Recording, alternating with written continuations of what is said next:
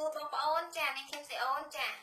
ជួបជាមួយនឹងខ្ញុំម្ដងទៀតនៅក្នុងភ័យសម្រាប់ធម្មជាតិចាការអនុវត្តបែបធម្មជាតិចាងាយម៉ាស់ធម្មជាតិដោយក្រូចឆ្មានិងស្ករសដើម្បីបំបត្តិការដុះរោមចាអញ្ចឹងយើងអាចនិយាយថាការជំរុះរោមបែបធម្មជាតិហើយគឺឲ្យវាលេខដុះតែម្ដងចារូបមន្តបានមកពីស្រីកែវនៅប្រទេសថៃចាហើយរូបមន្តដើមគឺបងប្អូនភេទទី3ចាបងប្អូនភេទទី3ប្រទេសថៃគាត់អនុវត្តអញ្ចឹងហើយគឺគាត់បានផលមែនតើคลิกរបស់គាត់គឺលេងដុះរោមតែម្ដងចាអញ្ចឹងនេះខ្ញុំសូមបង្ហាញជូនតែម្ដងឲ្យលឿនណាចាអញ្ចឹងស្ករសហើយនេះខ្ញុំដាក់ពីស្លាបព្រាបាយណាចាហើយដាក់ក្រូចឆ្មាចូលក្រូចឆ្មាដាក់ធ្វើមិនកុំឲ្យរាវណាបងប្អូនណាល្បាយនេះគឺយើងលាយឲ្យវាខាប់ណាចាខាប់មែនតើអត់យករាវទេយករាវទេណាគឺយើងយកខាប់ចាអញ្ចឹងដាក់ក្រូចឆ្មាម៉ូហើយយើងកូរសិនណាចាកុំឲ្យវារាវពេកព្រោះយើងត្រូវយកល្បាយហ្នឹងមកបិទនៅគ្លីករបស់យើងចាអញ្ចឹងបងប្អូនចាស្ដាប់ម្ដងទៀតនេះខ្ញុំជូនការអនុវត្តចាបងប្អូនដករួមខ្លួនឯងដករួមគ្លៀកខ្លួនឯងហ្នឹងណាដករួមគ្លៀកឯងអស់សិនចាដករួមគ្លៀកឯងអស់ចាចាប់ដើមនេះហើយយើងយកស្ករសដែលលាយជាមួយក្រូចឆ្មាហ្នឹងណាលាយឲ្យខាប់បងប្អូនណា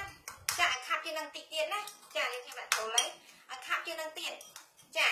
បងប្អូនដករួមគ្លៀកហើយចាប់ដើមយកល្បាយនេះចាមកលាបបិទនៅលើគ្លៀកយើងហ្នឹងណាបិទឲ្យជាប់រយៈពេល15ថ្ងៃគឺបិទឲ្យជាប់ចា15ថ្ងៃហ្នឹងគឺបិទឲ្យជាប់ណាចាហើយការដែលបងប្អូនដករួមគ្លៀកឲ្យអនុវត្តការបិទស្ករសនិងក្រូចឆ្មា15ថ្ងៃជាប់គឺរួមគ្លៀកបងប្អូនលែងដុះទៀតហើយចាក្រោយមក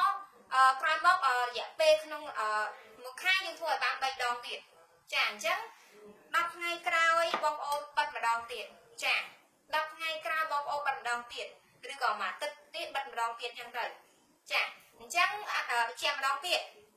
បងប្អូនដករួមគ្លៀកឲ្យអស់ចាប់ដើមយកល្បាយនេះមកបិទនៅគ្លៀកខ្លួនឯងហ្នឹងណា15ថ្ងៃបិទឲ្យជាប់ឲ្យភ្លេចណាកុំភ្លេចឲ្យសោះ15ថ្ងៃគឺត្រូវតែបិទឲ្យជាប់ក្នុងរយៈពេល15ថ្ងៃគឺរកភ្លេចលេងដុំហើយអញ្ចឹងក្រោយមកមួយអាទិត្យក្រោយបិទម្ដងទៀតចា10ថ្ងៃក្រោយបិទម្ដងទៀតនិយាយចាំទៅមួយខែបិទឲ្យបាន3ដងទៀតចាមួយខែ3ដ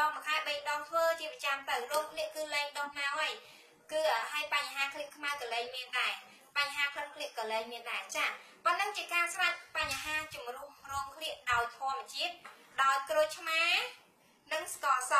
មានតែ2មុខនឹងទេងាយមែនតើចំពោះបងប្អូនចាអរគុណចំពោះការមើលវីដេអូជូនពរបងប្អូនជួបតែក្តីសុខជួបតែសំណាងល្អ